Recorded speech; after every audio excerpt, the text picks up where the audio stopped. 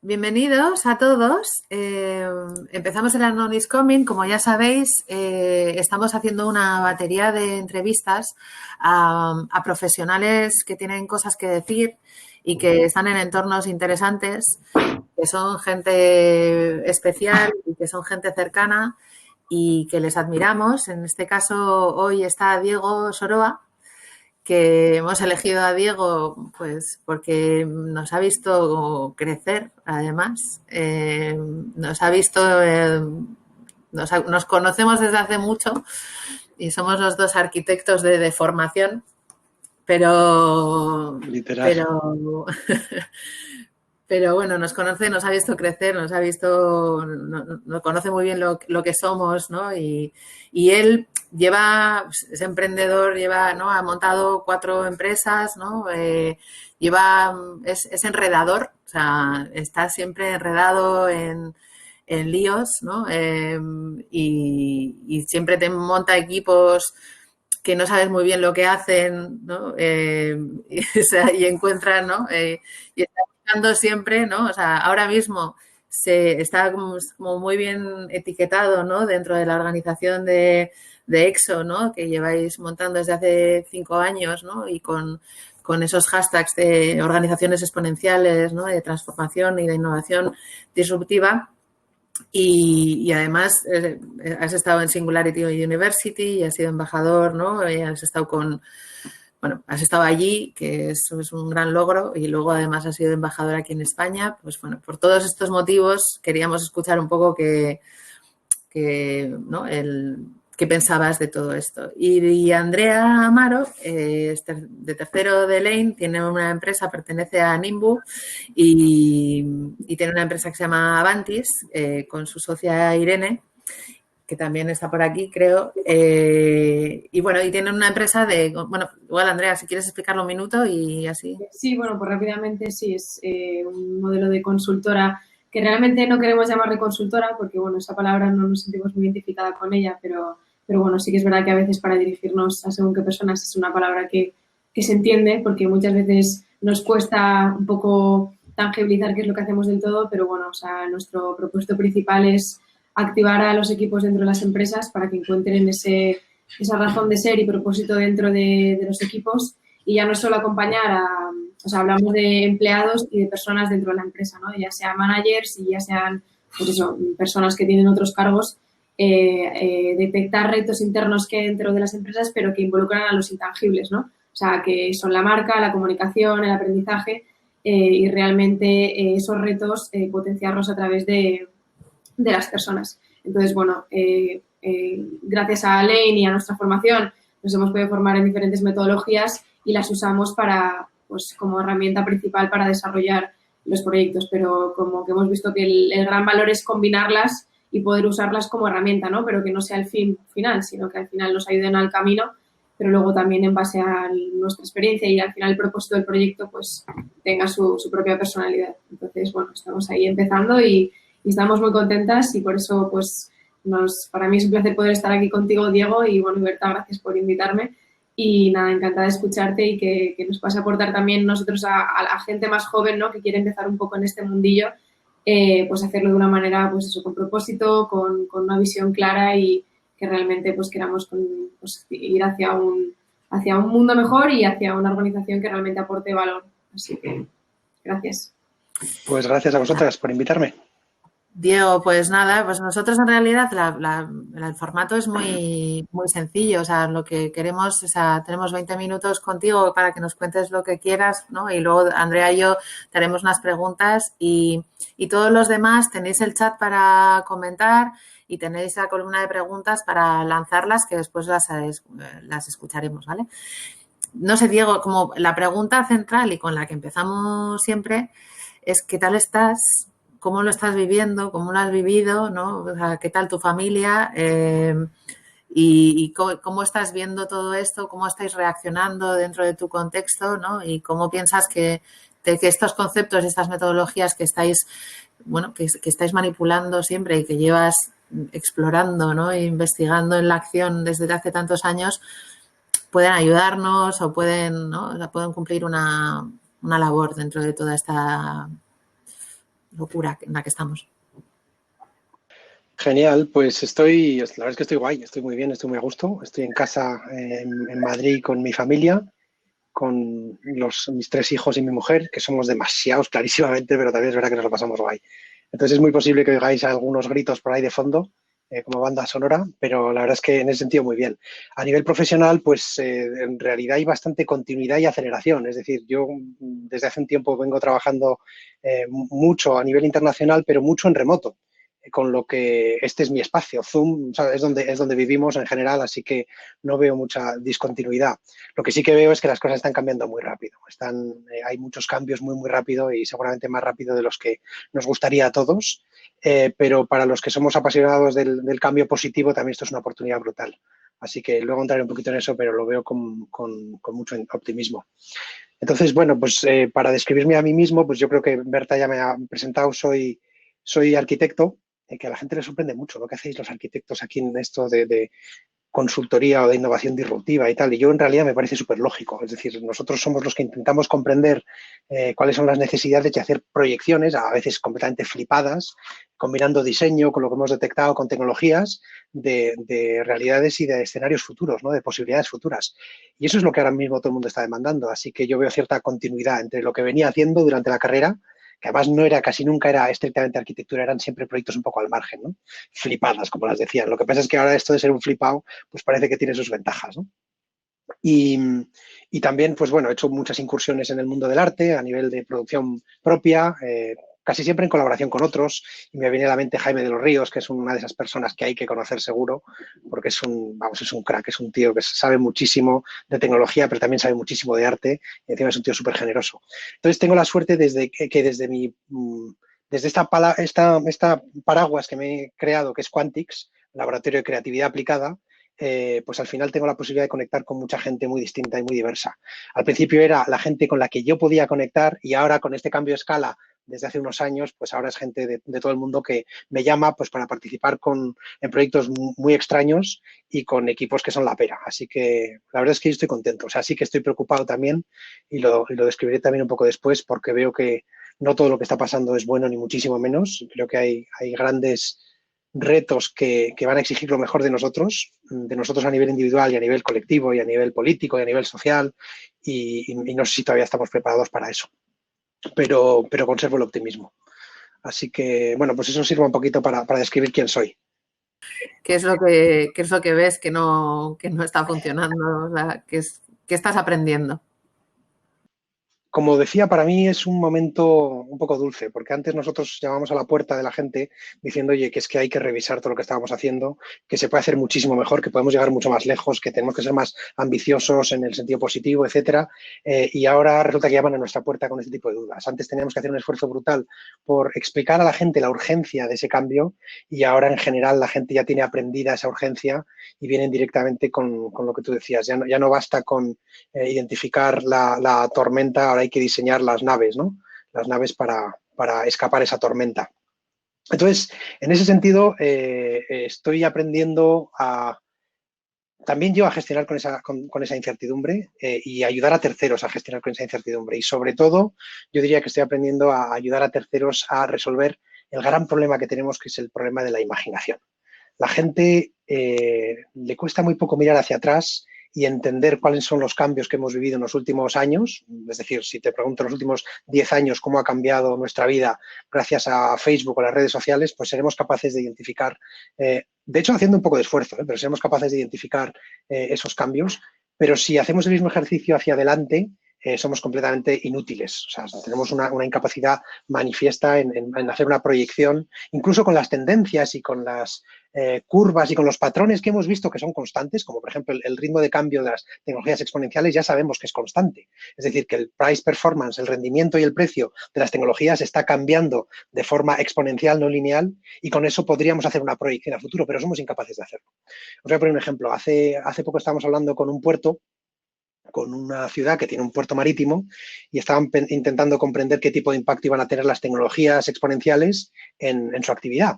Y les decíamos, bueno, pues hay un escenario que no decimos que sea necesariamente el único, pero hay un escenario en que el puerto no se haya necesario, porque el puerto es la interfaz entre los barcos de carga con sus containers y las redes de transporte y desplazamiento interno, ¿no? ¿Y qué es lo que pasa ahora? Que tenemos tecnologías como los drones. Tenemos tecnologías como los drones que son capaces de levantar una determinada carga.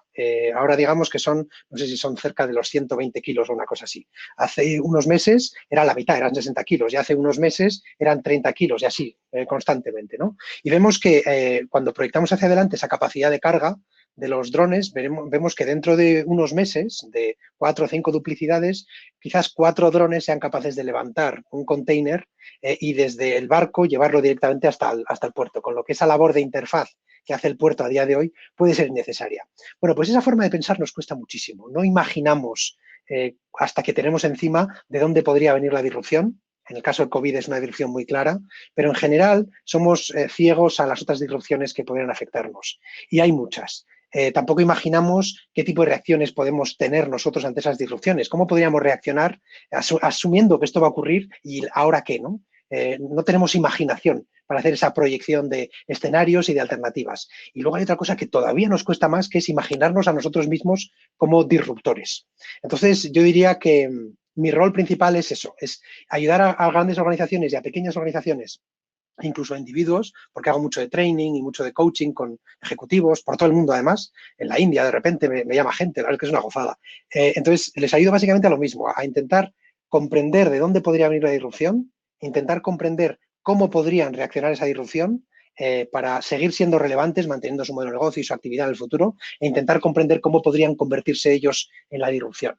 Y la verdad es que es muy, muy interesante. Y si nos fijamos, por ejemplo, en la primera parte de dónde podría venir la disrupción, pues la gente tiene muy poca idea en general. Yo creo que seguimos todos con el mismo concepto que era válido, vigente en el siglo pasado, que es, oye, esta es mi industria, esta es mi actividad y esto es lo que tengo que hacer y esto es de lo que me tengo que preocupar y no nos damos cuenta de que ahora las disrupciones suelen venir no de tu propia industria, no de abajo, de la parte de abajo, como decía Clayton Christensen, que decía la disrupción viene de abajo, no es un efecto en el que los newcomers, los advenedizos, están ocupando un espacio que tú ya no ocupas porque estás dedicándote a dar valor y servicio a clientes más grandes. Entonces, vienen por abajo startups o nuevas propuestas de valor y te atacan y te pueden disrumpir. Y estamos viendo que lo que está pasando en realidad no es eso. Lo que está pasando es que la disrupción suele venir por un lado, disrupción por colisión. Es decir, que de repente Google se dedica a hacer también satélites, o Google se dedica también a hacer transporte, o se dedica al coche automático, o Uber se dedica a hacer comida, además de transporte, etcétera, ¿no? Entonces, tenemos que pensar, como sugiere Rita McGrath, una escritora que me encanta, que he descubierto más recientemente y estoy enganchadísimo, tenemos que empezar a pensar en el concepto de arena. Más que pensar o asumir como cierta la industria en la que estamos, tenemos que abrir un poco la perspectiva, abrir las anteojeras y ser un poco más sensibles a de dónde podría venir la disrupción. Entonces, eso es un esfuerzo que cuando tienes la forma de pensar y la mentalidad no cuesta mucho, pero hace falta dar ese paso, hace falta que alguien te abra los ojos a esa manera de pensar, ¿vale? Entonces, eso es una cosa que a mí me apasiona. También me apasiona el intentar comprender el core de las organizaciones, cómo es la arquitectura, cómo son el sistema operativo, cómo son los principios o los incentivos o los protocolos que tiene una organización y que le están impidiendo satisfacer la nueva necesidad que tenemos, que es la de innovar a escala, la de aprender a escala, la de colaborar a escala, la de experimentar a escala. Tenemos ahora un gran reto por delante que es el del doble sistema operativo. Tenemos que tener un sistema operativo que nos permita mantener el status quo y seguir siendo súper eficientes, pero es que al mismo tiempo tenemos otro reto que es mucho más vigente o mucho más actual y más en este contexto, que es el intentar aprender rápidamente hacia dónde podemos tirar, e intentar experimentar, etcétera. Y para esto tenemos que tener sistemas operativos distintos. Eso también es muy difícil. Entonces, pues la verdad es que me gusta mucho el esfuerzo de intentar comprender qué pequeños cambios se pueden hacer en grandes organizaciones o en pequeñas organizaciones. Acabo de trabajar, por ejemplo, con Sener, con la ingeniería, y bueno, ha sido una experiencia maravillosa, o sea, un gustazo. Y dar con esas pequeñas cosas que puedan superar grandes cambios, pues es algo que también disfruto mucho. Y luego está ya lo que para mí tiene que ver con mi propia naturaleza, que es el pensamiento disruptivo, la innovación disruptiva, la creatividad radical. El ir al origen, el ir a lo más radical, digamos, el desaprender, como decía Miró, todas las capas e ir a lo que es la esencia, ¿no?, de una idea. Gaudí decía que la originalidad está en el origen. Yo creo que eso es un esfuerzo súper importante que tenemos que hacer, intentar olvidarnos de todo lo que es accesorio e ir a la raíz del problema. Y además eso es un concepto que yo reivindico mucho, la radicalidad. No radicalidad como extremismo, ni siquiera originalidad como exclusividad. No, no, no. Se trata de ir a lo nuclear, a lo que es esencial, a lo que está en el fondo del todo, ¿no? Entonces, ese es un esfuerzo que yo hago mucho con mis equipos y con mis... ¿no? Sí, a la raíz, exacto. Radical como raíz. Sí. Y además yo creo que nos falta mucha radicalidad, sobre todo a los que somos un poco más moderados o los que somos un poco más templados. Yo creo que en este contexto en el que estamos de incertidumbre, la gente se está polarizando y está yendo a extremos, y normalmente lo que encuentras en el extremo es gente que no necesariamente tiene ni idea, pero simplemente que lo dice más alto y más fuerte, ¿no? De una manera como más radical. Así que yo creo que también los más moderados o los menos extremistas deberíamos adoptar un tono más alto y más radical en defensa de nuestras ideas. Me viene a la mente lo que decía el Salgado, creo que era, él hablaba de la tercera España, ¿no? Yo creo que nos falta mucho de eso, de ese pensamiento alternativo a la polarización masiva que estamos viviendo, ¿no? Entonces, sí. Porque me he quedado sobre todo con lo que has dicho al principio, Diego, de la falta de imaginación o de pensamiento como disruptivo que has podido detectar en algunas personas o en empresas. ¿Por qué crees que esto sucede? O sea, cuando te juntas con personas o personas se ponen en contacto contigo y ves esa falta, ¿por qué crees que sucede? ¿Tiene algo que ver con la cultura de la empresa, con la forma de trabajar que hay? ¿Por qué crees que esto sucede? Mira, yo para simplificar mucho te diría que tiene que ver con lo que damos por cierto, por las asunciones que damos por ciertas. Y voy a hacer una pequeña diferencia entre las asunciones y las hipótesis. Asunciones es lo que en un momento dado decimos, oye, tiramos para adelante con esto, no necesitamos testearlo por ahora y vamos a darlo por cierto. Las hipótesis, en contrario, es lo que determinas que tienes que experimentar y validar en este momento, ¿no? Entonces, en las asunciones, en nuestro modelo de negocio, por ejemplo, está todo lo que ha funcionado en el pasado.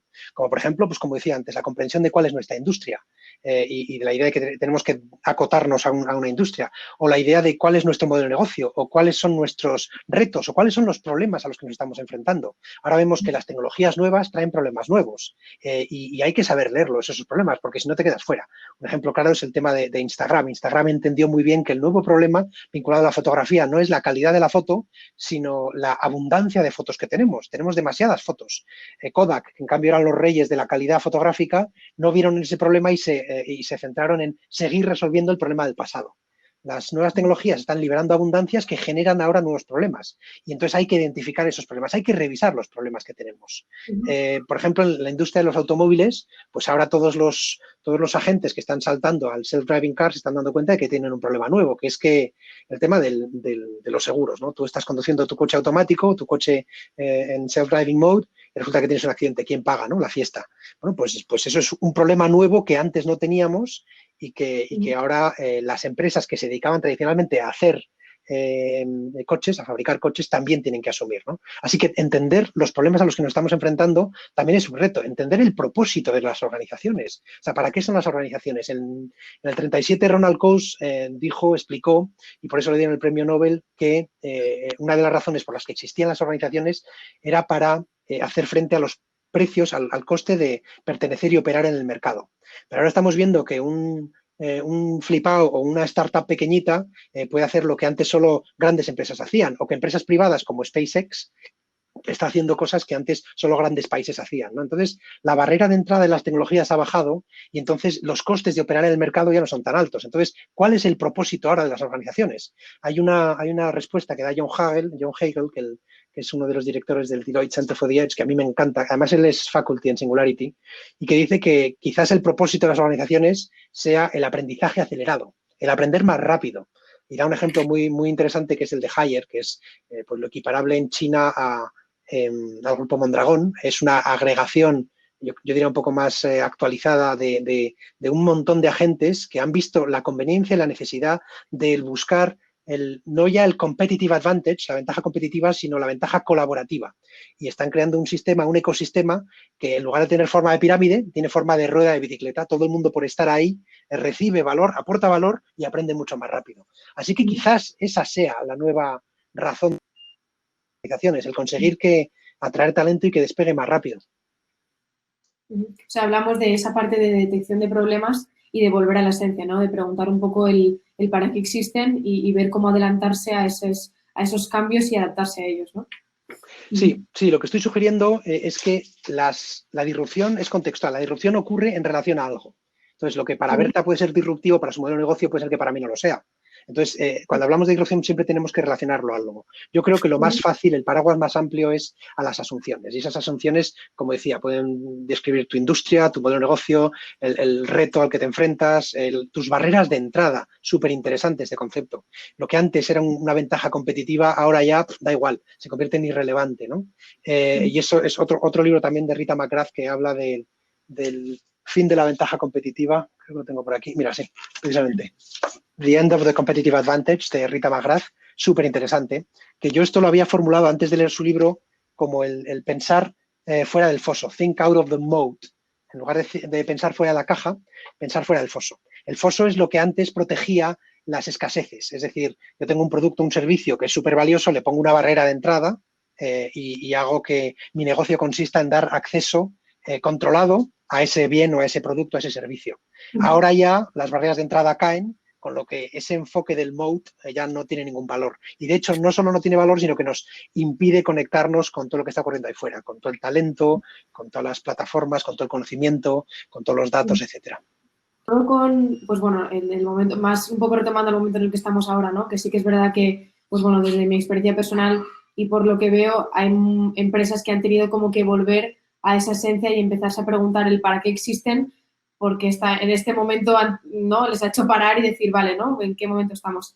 Pero, por ejemplo, ese concepto de organización exponencial y esas organizaciones que son EXO, ¿qué rol juegan ahora en este momento, ¿no? O sea, ¿en qué momento están? ¿Hacia dónde van? ¿Cómo piensan? Y incluso cómo podemos aprender de ellas en este momento, ¿no?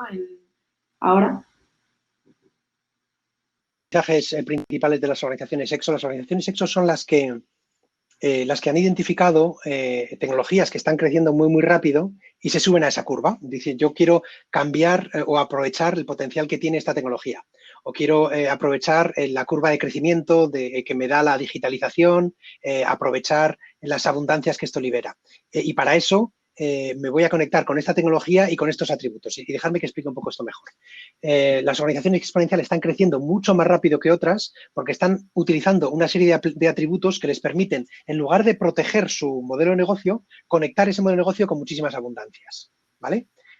Abundancias como, por ejemplo, hace Uber. Uber, ¿cuál es la abundancia que aprovecha? Pues la abundancia de espacios vacíos y de conductores dispuestos a llevar a la gente. ¿O cuál es la abundancia que utiliza Airbnb? Pues la abundancia de espacios, de espacios vacíos casa y simplemente pone una plataforma y un sistema de recomendación pues para poner de acuerdo a la oferta con la demanda.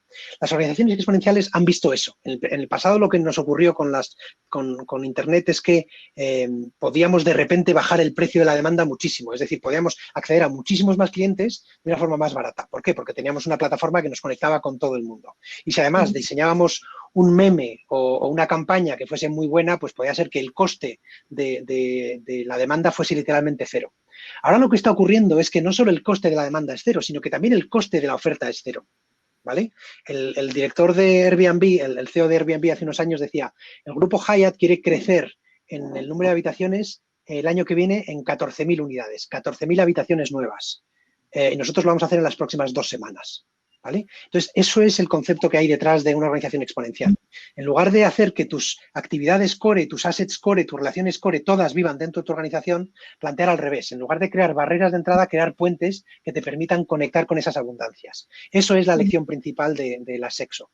Pero, ¿qué pasa? Que todo esto lo puedes utilizar de una manera o de otra. Lo puedes utilizar para hacer proyectos que tengan un impacto positivo o proyectos que no lo tengan. Y ahí es donde el concepto del propósito de transformación masiva se convierte en el más importante de todos los atributos. Son 11 atributos, el del MTP, el del propósito, y luego hay una serie de atributos internos y una serie de atributos externos. Con los atributos externos te conectas con las abundancias que hay ahí fuera y con los atributos internos básicamente las gestionas para que no sea aquello inmanejable, ¿no? Pero yo creo que el más interesante y el más alineado con lo que está ocurriendo a día de hoy es el del propósito. Tú decías que vosotros estáis trabajando en intentar traer el propósito a las organizaciones y parece que de repente hay un acuerdo, que además a mí me hace ser súper optimista, hay un acuerdo generalizado que el propósito, el Beyond Profit, el propósito planeta y el propósito personas, también es algo incluso muy rentable en términos capitalistas, que me parece como casi un oxímoron, un paradigma, pero súper interesante de explorar. Y lo está diciendo gente como el CEO de BlackRock, que dicen que todas las empresas en las que invierten tienen que servir un propósito social. Y lo está diciendo gente como, bueno, en Financial Times lo oyes cada lunes y cada martes. La gente se está ahora, en este contexto, y esto es algo bien bonito que estamos aprendiendo, se está replanteando las bases incluso del capitalismo. Hace unos años yo recuerdo que a Peter Diamandis, uno de los fundadores, le pregunté ¿qué es lo que crees que va a disrumpir el capitalismo? No había ninguna respuesta para eso, porque el capitalismo era la gran vaca sagrada. Y ahora vemos que, oye, que no, que quizás también tenemos que revisar el sistema operativo del que nos hemos dotado, que ha funcionado muy bien, como otras tecnologías lo han hecho en el pasado, pero quizás creo que ahora ha quedado más claro que, oye, que ese economic man, que ese hombre económico, ya no sirve para describir toda nuestra realidad, ¿no? Y el propósito... Sí, adelante. De hecho, el otro día escuchaba no sé si era la presidenta de Unilever, que hablaba también, ¿no?, un poco sobre o sea, que ellos como organización han estado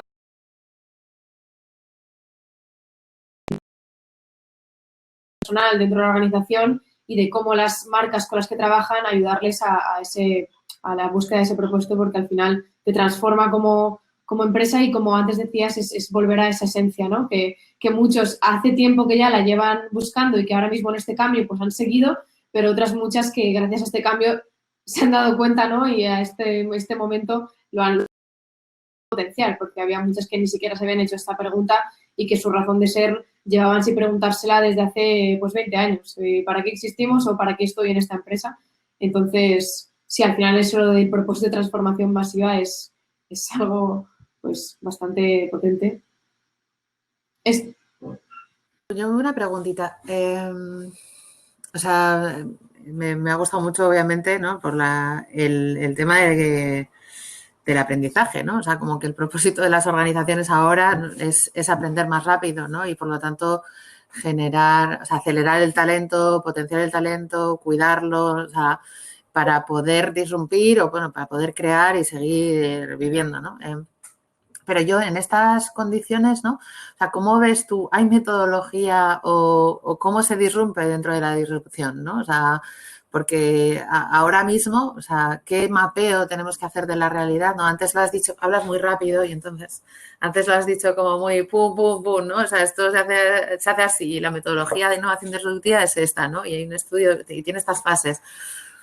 ¿Cómo aplicas esas fases, o sea, de unas metodologías en este contexto de disrupción tan bestia, ¿no? O sea... Vale. Pues mira, primero os diré que no creo que haya una forma de hacerlo. De hecho, me parece que hay muchas y cualquiera que defienda lo contrario me parece que estaría engañando vilmente. Entonces yo os voy a dar algunas que nosotros solemos utilizar y también incluso algunas que yo he diseñado, ¿vale? Por un lado está este tema del propósito, el tema del propósito de transformación masiva. Recuerdo haber trabajado esto en un contexto de un training y trabajamos para SEAT y yo sugerí el propósito de 0 colisiones. Claro, cuando tú tienes un propósito como ese, te obliga a pensar de una manera distinta. Y esto es un ejemplo que pone Astro Teller, el director de innovación de Google X, de los proyectos más disparatados de Google. Dice, si tú quieres hacer que el rendimiento de un coche, del motor de un coche, incremente en un 8% o en un 5%, empiezas por el motor y le vas buscando, vas viendo qué tipo de tweaks puedes hacer, qué tipos de cambios puedes hacer para mejorarlo.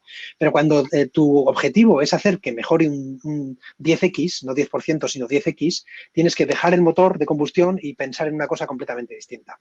Entonces, ese tipo de mentalidad, ese tipo de escenario o de propósito es el que legitima algunas formas de pensar.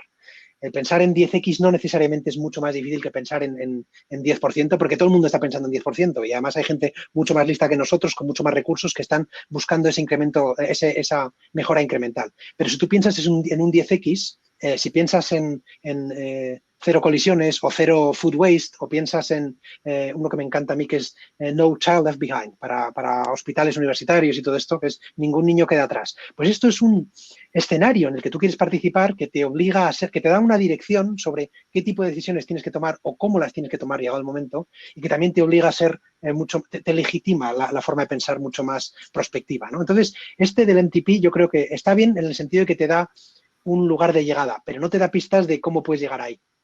Luego hay otro que es el de, oye, identificar problemas o oportunidades que sean masivas. Voy a poner un ejemplo un poco exagerado, que es el de la minería aeroespacial. Hay gente que está diciendo, oye, vamos a lanzar al espacio unas redes y vamos a capturar con estas redes, que vamos a poner en órbita, vamos a capturar meteoritos que van a ser muy valiosos. Bueno, pues hay gente que está con este tipo de mentalidad, o hay gente que está pensando en cómo poder abaratar la desalinización por debajo de 20 céntimos de euro. ¿Sabes? Eso es también un proyecto que es muy, muy ambicioso y que en caso de resolverlo, tienes pocas posibilidades de resolverlo, pero en caso de que lo resuelvas, pues es posible que generes un impacto positivo muy grande, un impacto positivo en la humanidad, ¿no? Decía Jason Silva, este divulgador científico venezolano, que la nueva reinterpretación de lo que es un billonario es impactar positivamente a 1 billón de personas. Entonces, esa es otra manera de acometerlo. Otra que es un poco más realista y más fácil de llevar a cabo, a mí me parece, incluso desde la mentalidad de las organizaciones más tradicionales, es identificar lo que tú haces muy, muy bien. ¿Cuáles son tus competencias core? Identificar, no ya necesariamente en tu industria, sino en la arena en la que tú te mueves, otros contextos adyacentes en los que podría ser relevante. E intentar aplicar esa tecnología, esa capacidad en ese contexto para convertirte en un disruptor. Os voy a poner un ejemplo que espero que clarifique. Hemos trabajado bastantes veces con HP Global en Barcelona, una gente también muy echada para adelante, un gustazo. Y uno de los proyectos en los que yo trabajé, pues identificaron la competencia, la capacidad del precision placement. Tienen la capacidad de colocar gotitas de tinta con muy alta precisión en una superficie, ¿vale? Entonces, la pregunta inmediata es, vale, esta es nuestra core competence, ¿dónde podemos aplicarla? Y seguro que ya a vosotros, cuando os digo esto, se os ocurre, ¿no? Contextos en que esta tecnología o esta competencia core podría ser aplicada para tener un impacto relevante, incluso disruptivo, ¿no? Como por ejemplo en cosmético, como por ejemplo en health, etcétera.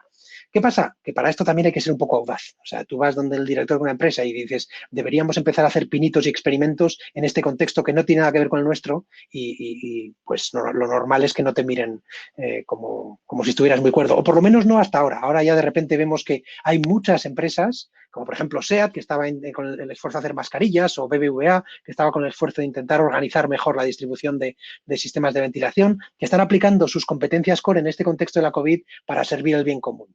Así que eso es algo que podemos ejercitar y que podemos hacer más adelante. Otro approach, identificar abundancias. Oye, abundancias lo podemos decir a nivel genérico o a nivel concreto. Abundancia, por ejemplo, pues antes una cosa que era escasa, que ahora es muy abundante, es la energía. La energía, si ves el coste del kilovatio hora, pues veréis que está decreciendo siguiendo un patrón exponencial y además no hay nada que nos dé pistas a pensar que de repente eso va a cambiar. Más bien al contrario, ¿no? Estamos en un escenario en el que, pues el coste de la energía podemos dar por hecho que va a ser una commodity, va a ser gratuito en el futuro, ¿no? Entonces, eso es una abundancia pues más o menos genérica. Luego puedes ir a una abundancia muchísimo más específica.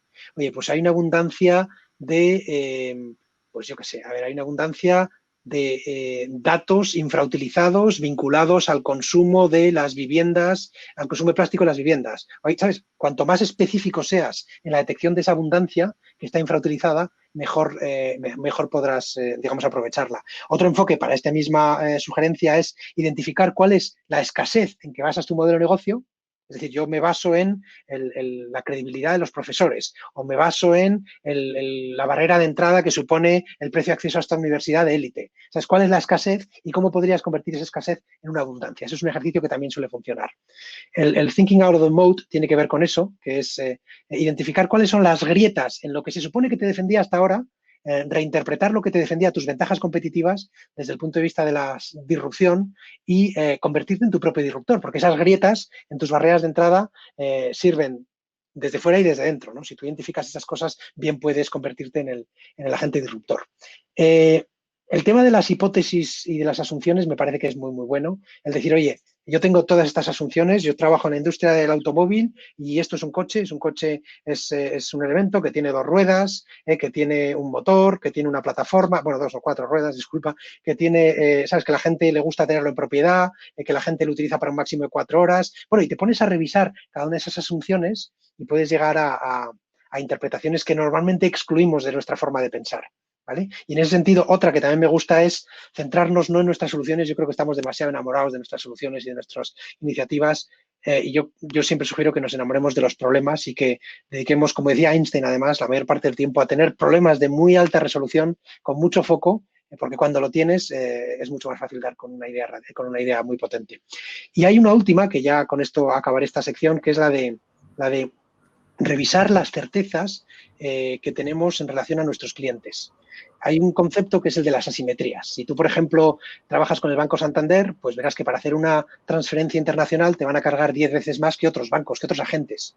¿no? Y eso es así pues porque siempre ha sido así. O si tú vas a echar gasolina, verás que está establecido que cuando vas a echar gasolina, si el precio de gasolina en origen ha bajado mucho, ese precio no va a verse repercutido, esa bajada no va a verse repercutido hasta dentro de unos días. Es decir, pasarán incluso 2 semanas hasta que tú veas cómo eso repercute en el coste, ¿no? Pero si sube, te va a subir instantáneamente y eso es una desventaja asimétrica establecida, o AEDI, que se llama The Feather Rocket Effect, el efecto pluma cohete.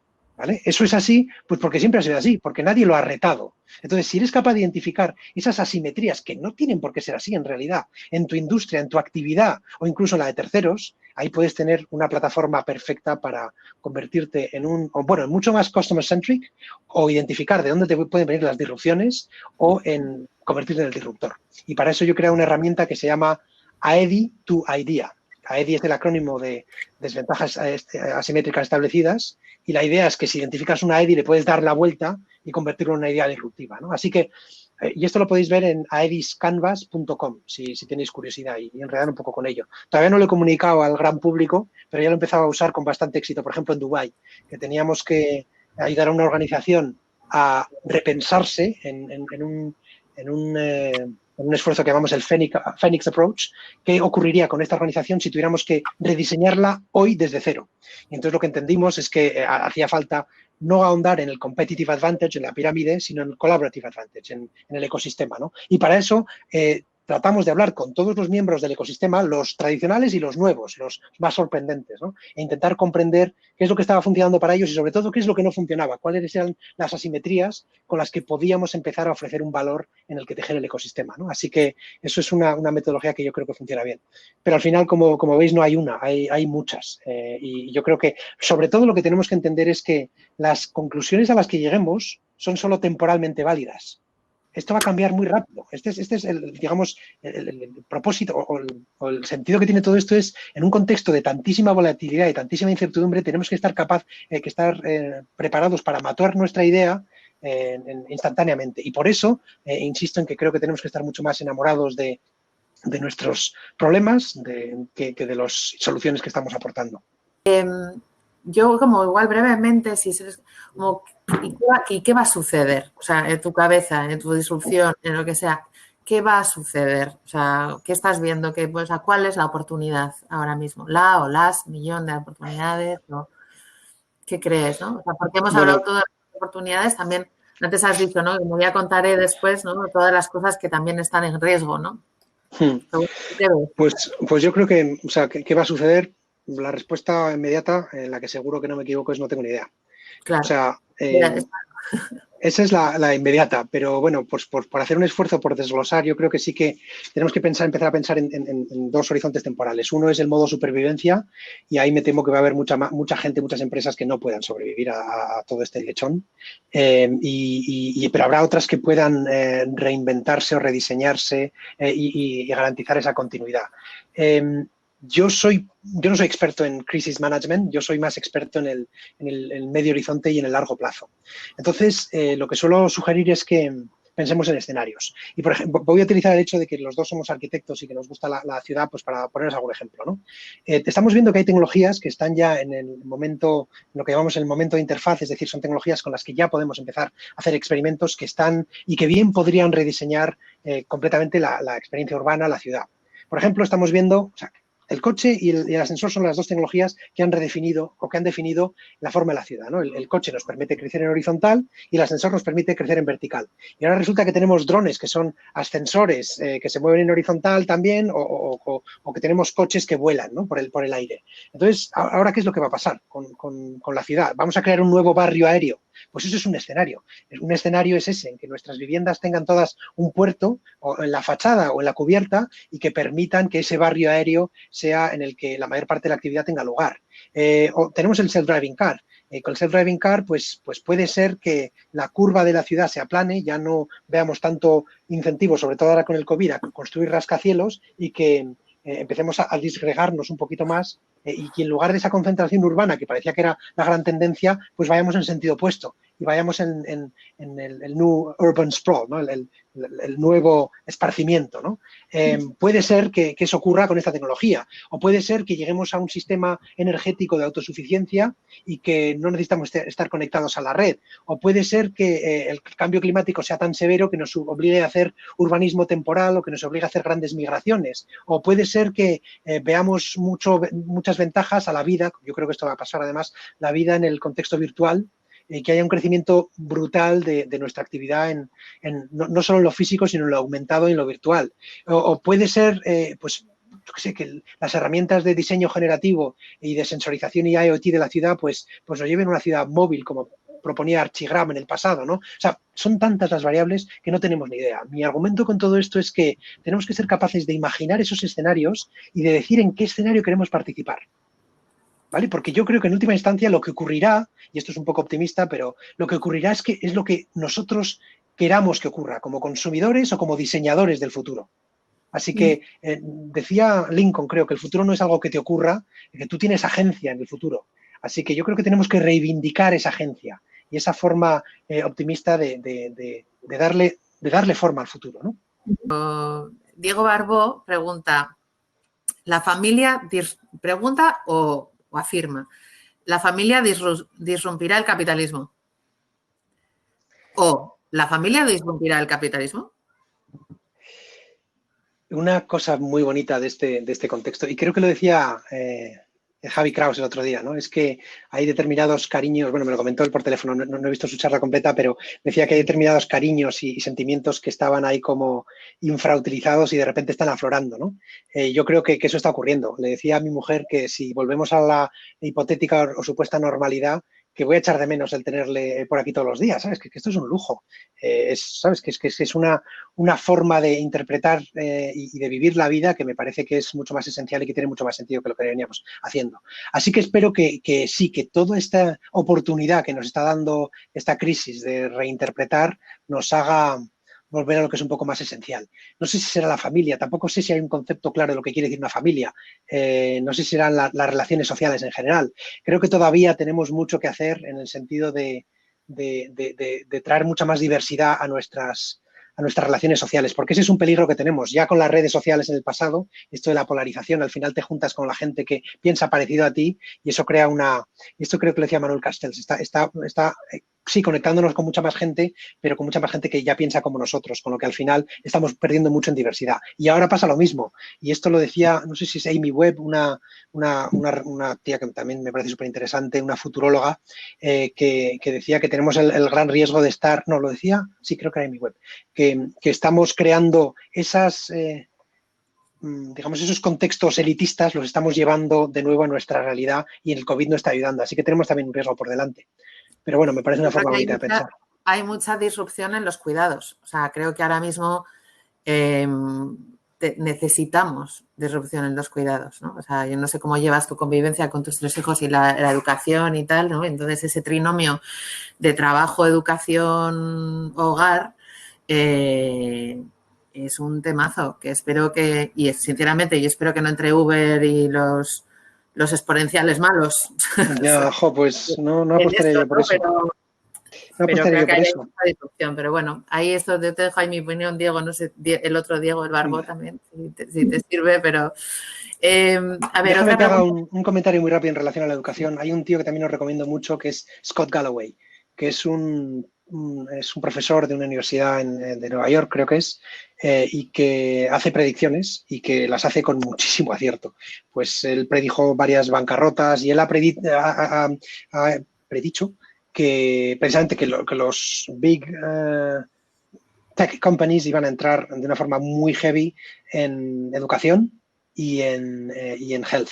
Así que, o sea, además, el argumentario era muy, muy interesante. Sugiere que estas empresas tienen acostumbrados a subccionariado, a un crecimiento de doble dígito y que ya son pocos los ámbitos que pueden permitir ese crecimiento. Así que estaba anticipando la disrupción masiva de toda la escuela de negocio y de toda la escuela de formación media en favor de la muy grande. Y entonces decía que íbamos a ver con mucha rapidez cómo los Amazons y los Facebooks y los Apples iban a empezar a hacer relaciones con los Harvard y los Stanford y los Ivy Leagues para empezar a posicionarse en ese ámbito. Y casualidad hoy he visto una revista de cómo Amazon ha empezado a hacer en España un partnership con el CEU, precisamente, y ofrecer un título propio, cosa que me parece que también indica bastante por dónde pueden ir los tiros. También luego ocurre lo contrario, que es que el valor de la certificación agregada de Harvard ya pierde mucho valor. Voy a decir, Claro, si ahora la gente quiere tener un certificado de Rita McGrath o de Scott Galloway, y eso lo puede conseguir sin el Harvard, ¿no? Así que también tenemos la concentración por un lado y la atomización por otra, y además simultáneamente. En una compañía pequeña, ¿cómo equilibrar la supervivencia y visión más estratégica con el foco en la disrupción dentro de su actividad? ¿O cómo lo combinas, no? O sea, al final creo que habla un poco de cómo las pequeñas empresas, ¿no?, que ahora mismo están entre sobrevivir, cómo pueden aplicar esa parte más disruptiva y seguir vivas, ¿no? Pues que al final era una pregunta que yo tenía antes para ti, que era como que esas pequeñas que están aquí viendo entre la vida y la muerte, cómo pueden un poco ir hacia esa disrupción. Esa pregunta tiene una premisa con la que yo no estoy del todo de acuerdo, que es que en lo que vienes haciendo puedes permitirte hacerlo de forma indefinida, y vemos que no es el caso. La vida útil de las empresas, la vida de las empresas está bajando muchísimo, está cayendo en picado, y también está haciendo la vida útil del conocimiento que vamos adquiriendo. Entonces, hay un metabolismo acelerado en las organizaciones. Entonces, yo lo que haría es la pregunta, que es con la que suelo empezar siempre, que es ¿qué es lo que te va a disrumpir y cuándo crees que va a ocurrir? ¿Cuándo crees que tú te vas a quedar fuera de negocio? Entonces, con esa idea en mente, yo creo que hay que entender que la innovación ya tiene que estar en el ADN de la organización. La innovación tiene que estar en la estrategia de la organización. Y no lo estaba hasta ahora necesariamente, o por lo menos no la que estaba vinculada a esas abundancias o a esas ventajas colaborativas. Si estás centrándote en construir barreras de entrada, en mantener tus ventajas competitivas, estás diseñando tu obsolescencia. Así que a medio plazo, si quieres ser relevante, tienes que diseñar esas transiciones hacia nuevas posibilidades. Cuando viene un huracán, haces dos cosas. Proteges la casa, la gente le pone las tablillas a las casas y ves cómo, además de eso, para proteger tu casa y para idealmente poder seguir manteniendo tu casa en el futuro, además de eso la gente hace otra cosa. Cuando la gente se pone seria, salen del pueblo y salen a distintos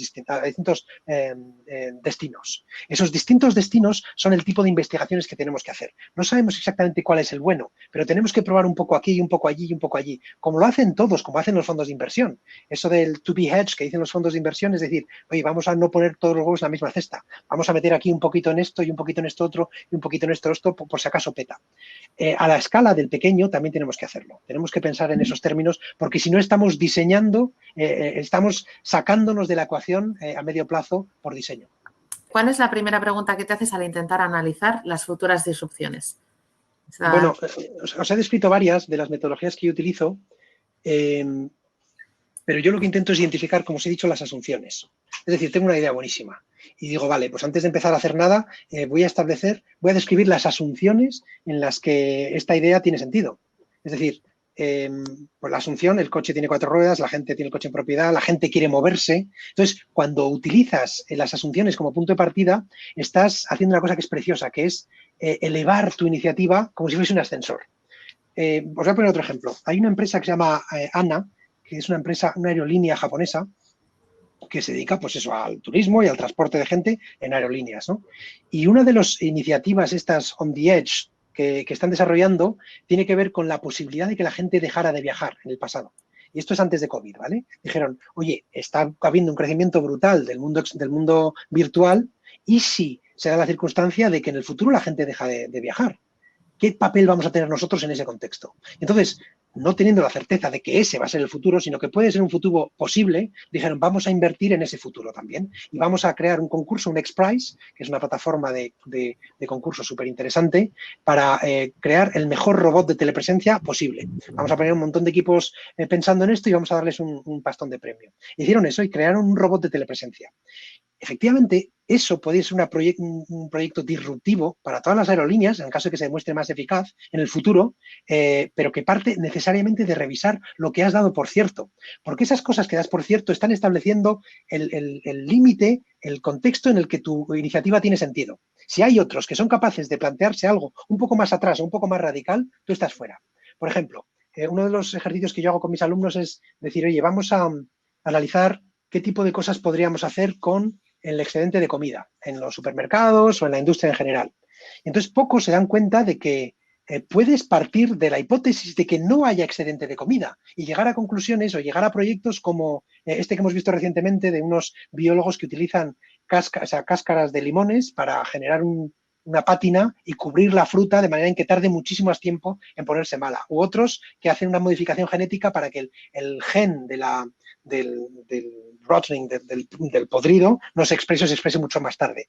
Ese tipo de proyectos solo ocurren cuando partes de unas premisas o de unas asunciones distintas. Así que mi sugerencia es que revisad lo que deis por cierto. Incluso una vez que te hayas convertido en el disruptivo, porque luego los disruptores se disrumpen constantemente. Tener siempre en tu cabeza el qué podría hacer que esto se convierta en obsoleto o qué podría hacer que esto se disrumpa. ¿Cuáles son las asunciones que debería ahora convertir en hipótesis de nuevo? Muy bien. ¿Cómo ves estos cambios estructurales de innovación en el cambio del gobierno? En el campo del gobierno, perdón. Bueno, yo ahí es de donde soy hiperradical. Yo soy un crítico radical, pero no de izquierda o de la derecha, sino del pegatinismo político que tenemos. Es decir, estamos entretenidos con esto es mejor que esto otro o esto sería mejor que esto otro y no entendemos que no hay certeza sobre lo que es mejor. Esto es un entorno complejo en que tenemos que experimentar de forma sistemática. Pero el problema, sobre todo para mí, es que no somos capaces de imaginar una alternativa a lo que tenemos. Creo que ya hace tiempo que estamos todos de acuerdo en que el sistema político que tenemos no está necesariamente encumbrando al mejor talento y creo que tenemos que tener la suficiente audacia y la imaginación para reclamar y para empezar a hacer experimentos con otro tipo de sistemas de representación y con otro tipo de sistemas políticos. El problema no está en los políticos, el problema está en el sistema político. Y yo creo que una de las cosas que a mí me gustaría que ocurra en mi tiempo, en mi vida, es ver cómo somos capaces de aprovechar la inteligencia colectiva que tenemos en nuestro país, en nuestra región, en donde sea, y somos capaces de hacer que las decisiones que se tomen por lo menos con la certeza de que el interés principal es el nuestro, ¿no? Y no el de terceras personas o organizaciones. ¿Dónde crees que tiene que suceder eso? Pues mira, eso es una pregunta buenísima, porque ahora mismo tenemos las tecnologías de distribución, de descentralización, que todavía tienen un poco de problema de interfaz. Estoy hablando de blockchain y de smart contracts. Las tecnologías están, pero no está la narrativa todavía. Y el problema que tenemos con la narrativa es que es lo que hace que la gente imagine, ¿no? En nuevas posibilidades.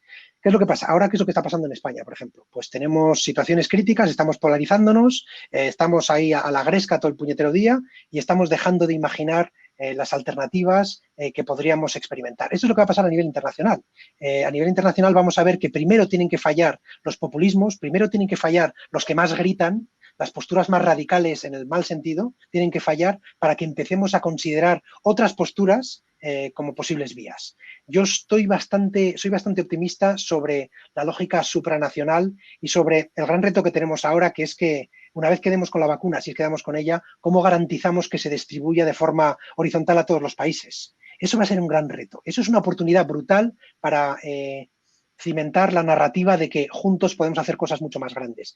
Pero me temo que para llegar a eso, primero tenemos que ver el fallo, el fracaso de lo local y de lo más, del populismo radical, etcétera. Así que estoy esperanzado, creo que el contexto para ver estos cambios es el contexto supranacional y es el contexto de los retos que por definición son supranacionales, como por ejemplo los retos del COVID o como por ejemplo los retos del cambio climático. Son lógicas más allá de lo regional, más allá de lo nacional, que creo que todos entendemos que tendremos que hacer frente de forma conjunta. Ahí es donde espero ver grandes cosas. Hace falta, sin embargo, pequeños casos de éxito y todavía tenemos pocos, muy pocos, pero esos son los casos de éxito que van a hacer que la gente empiece a imaginar. ¿Te imaginas un sistema de gobierno basado en Big Data y blockchain? Mira, yo aquí, en realidad me imagino un sistema de gobierno mucho más ágil, mucho más inteligente. Creo que la inteligencia democrática que tenemos puede ser superada por la inteligencia, por varios tipos de otra inteligencia colectiva y para eso estas tecnologías serán necesarias. No me gusta, por lo menos desde mi situación actual y mi comprensión, pensar que las decisiones más relevantes puedan ser tomadas en base a variables subjetivas, objetivas, y no sé todavía si podemos codificar la empatía y cosas de esas. Así que me gustaría asegurar que tenemos un escenario en que no es la máquina la que toma la decisión, sino que los humanos tomamos las decisiones amplificados por la capacidad de las máquinas. Muchas veces siento que ser disruptive es muy fácil comparado con encontrar una clientela para ello. cuesta mucho esfuerzo conectar con audiencia. Depende, la respuesta puede variar en función de si seas un consultor como yo, que para mí es fácil. A mí me dicen, oye, ¿cómo flipa un poco con nosotros? Y yo flipo con vosotros encantado. Cuando me lo piden. Y esto es una cosa que yo he aprendido con el tiempo. Antes yo iba por ahí empujando iniciativas de lo más disparatadas. Yo creo que Berta conocerá muchas de las mías. Pero llega un momento en que dije, mira, no puede ser que trabaje en la generación de estas iniciativas tan chulas, que a mí me lo parecían, y además en convencer a la gente de la conveniencia de la oportunidad de hacerlas. Es demasiado esfuerzo. Yo ahora solo trabajo con gente que tiene muy comprendida la necesidad de cambiar, porque el esfuerzo de hacer comprender a la gente la necesidad de cambiar es demasiado grande. O sea, a mí que me vengan motivados de casa. O sea, porque si no, no... O sea, y en ese sentido estoy completamente de acuerdo contigo. También lo contrario es cierto. Si tú identificas un espacio de oportunidad o de una simetría muy grande de cosas que son completamente injustas, que van en contra incluso de tus valores o de los valores de mucha gente, y eres capaz de aportar un valor claramente definido, es muy posible que puedas conectar con no solo una abundancia de clientes, sino una abundancia de gente que como yo estaría dispuesta a ayudarte. Así que, o sea, es verdad que es todavía difícil, pero creo que nunca ha sido tan fácil como ahora.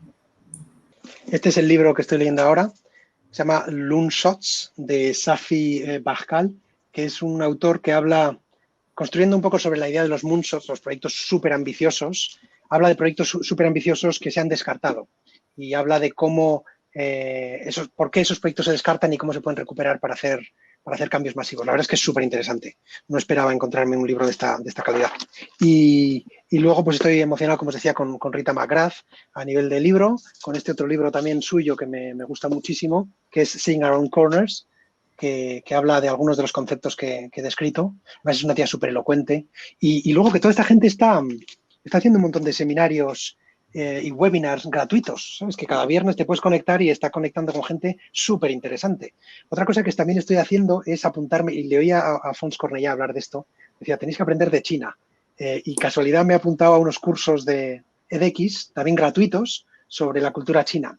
O sea, y luego también estoy haciendo un máster de cryptocurrency con un tío que admiro un montón. O sea, que yo estoy como picoteando. Mi recomendación es el enfoque confuciano al aprender. No aprendáis para conectaros mejor con la necesidad del mercado o de las empresas. Yo creo que eso tiene unas patas muy cortas. Aprender por el hecho de aprender por curiosidad pura, y yo creo que de ahí luego se abrirán un montón de puertas. Y recomendaciones de cosas que estás haciendo ahora creo que es muy potente, me lo he apuntado y creo que va a servir para todos. Y bueno, hay millones de preguntas más y bueno, han quedado algunas pendientes, pero en general se nota que tienes mucho que decir y que contar y que se estará mucho más tiempo. Pero sí, muchas gracias. No, gracias a vosotros. Ya siento, no he visto las preguntas que haya habido y perdón por lo rápido que hablo y por el rollo que tengo, pero bueno. No, ya está. O sea, había una de Teresa sobre, ¿no? sobre el cuestionamiento un poco del propósito de BlackRock, ¿no? Y si no es un tema más de, ¿no? para salir mejor en la foto y tal. Y bueno. Bueno, si queréis puedo... rápida, así ya... Sí que puedo contestar a eso. Detrás de las empresas hay gente que compra y yo creo que se han dado cuenta de que la gente está ya pidiendo algo más que just profit. Te está pidiendo otro tipo de valores. De hecho, ahora en el COVID lo vamos a ver claramente. Creo que el concepto de marca y la imagen de marca va a cambiar bastante en base a lo que ha pasado aquí durante el COVID. La gente va a mirar hacia atrás a las empresas y va a ver qué es lo que ha hecho esta empresa por el bien común y eso creo que va a cambiar muchísimo la imagen de marca. Eso al final se traduce en beneficios. Entonces, ¿cuál sea su motivación última? A mí no me importa. A mí lo que me importa es el efecto, que por fin estamos consiguiendo que el economic man se amplíe con el human man, con el family man también. Venga, Diego, las últimas palabras y cerramos. Yo ya he dicho muchas, así que me callo ya. Ha sido un placer. Muchísimas gracias, Diego. Joder, creo que has dicho 1000 cosas, has dicho 1000 citas. Normalmente, ¿no? O sea, creo que normalmente hay veces que cojo lo que dicen, ¿no? Y lo meto ahí en enlaces en el chat. No me ha dado el tiempo. Creo que tu visión optimista del futuro siempre es una gozada escucharla, ¿no? Y creo que el reto que nos propones, ¿no? De imaginar sin ataduras es muy potente, ¿no? Y a los que nos consideramos algo creativos, ¿no? O sea, es como, joder, cómo realmente nos retamos a no ver las condicionantes, y creo que el cambio puede con todo. O sea, que realmente como está cambiando todo, realmente esas ataduras han desaparecido. Entonces yo creo que nos va a permitir imaginar mejor, porque no nos queda otra, porque están desapareciendo a velocidad absurda todas esas circunstancias de estabilidad, ¿no? Entonces me gusta mucho pensar en esa, ¿no? Te hablabas del propósito de transformación masiva, ¿no? Pues de imaginación masiva, ¿no? O sea, cómo generamos un contexto de imaginación masiva, ¿no? Y donde el propósito de todo sea aprender de manera ágil, ¿no? Y profunda y única cada uno, ¿no? Entonces, nada, millones de gracias, siempre es un placer, es un gusto verte bien. Y gracias, Andrea, por estar y por articular las preguntas. Gracias a todos los que estáis en el chat. Nos hemos ido un poco 5 minutos, pero bueno, nos vemos el próximo jueves, que vendrá Alexandra Michans de Ashoka, España. Y gracias. Adiós, Diego. Adiós, Andrea. Pues nada, un placer. Muchas gracias a todos por escuchar y por invitarme a la charla. Gracias, Diego.